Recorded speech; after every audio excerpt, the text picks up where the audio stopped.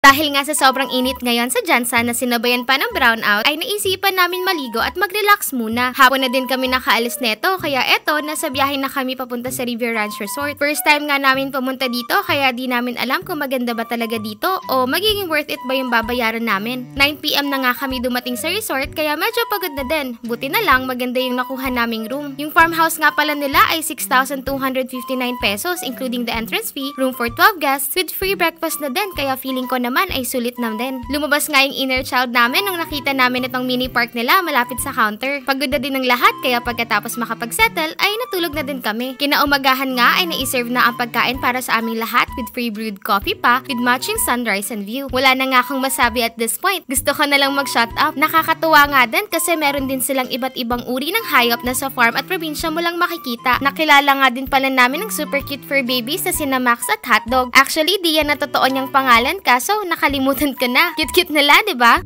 Pagkatapos kumain ay naisipan din namin na maligo sa pool kasi medyo umiinit na. Tamang-tama, katatapos lang ni Kuya maglinis sa pool. Solong-solo namin ng pool kaya naligo kami dyan, want to sawa. Pagkatapos namin mag-pool ay tinry naman namin yung axe throwing nila. Salamat nga pala sa River Ranch Resort for offering this activities sa aming lahat for free. Kaso nga lang di ako naka-bullseye. Sabi nga ni Mama Luz, ilabas lahat ng galit. Kaso paano yun? Wala naman akong galit kaya ayun, nabokya. Nag-try din kami sa ATV activity nila. Sobrang nag-enjoy ako dito. Nakakakaba pero enjoy na enjoy naman. Meron kaming full video ng ATV experience namin dito. Tignan nyo na lang sa caption yung link. Overall, nasulit naman namin yung getaway namin dito. Plus, napaka-approachable pa ng mga staff nila. Feeling ko nga, VIP kami dito. Nag-enjoy naman kaming lahat, pati sina Mama Luz, Yoyo, at Aquadad. Ayun lang, sa susunod na gala naman mga besties. Bye!